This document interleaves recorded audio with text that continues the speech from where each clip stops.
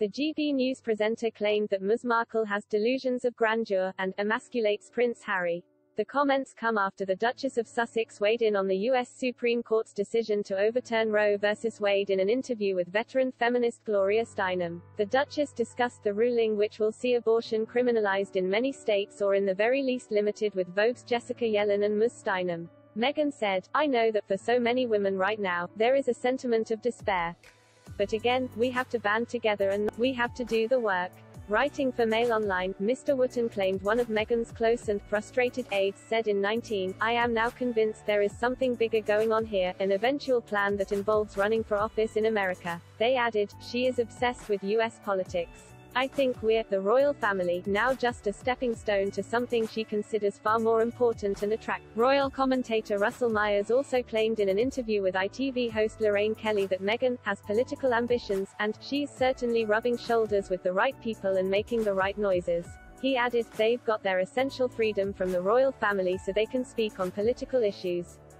Ms. Markle has frequently spoken out about political issues that are close to her heart, which led to her critics calling her the Duchess of Woe. However, many groups have welcomed her intervention and suggest it has made her a popular royal for speaking her mind and owning her voice. Mr. Wootton claimed that two events this week have shown that two key steps which look to be part of her journey to achieving her ultimate goal of entering the White House.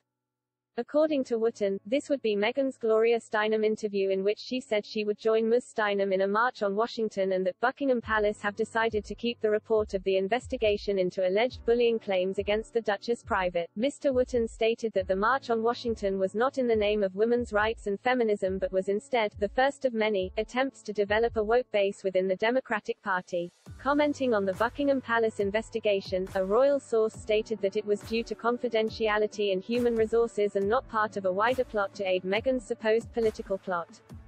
The source told the BBC, "I think one has to recognize that HR matters involving individuals are private, and that those individuals who participated in the review did so on that basis, and therefore have a right to confidentiality."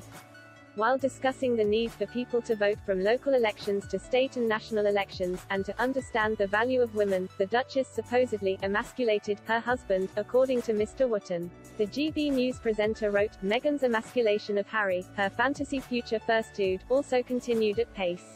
The offending comment from the Duchess was that men need to be vocal in this moment and beyond, because these are decisions that affect relationships, families, and communities at large. She added, "They may target women, but the consequences impact all of us. My husband and I talked about that a lot over the past few days. He's a feminist,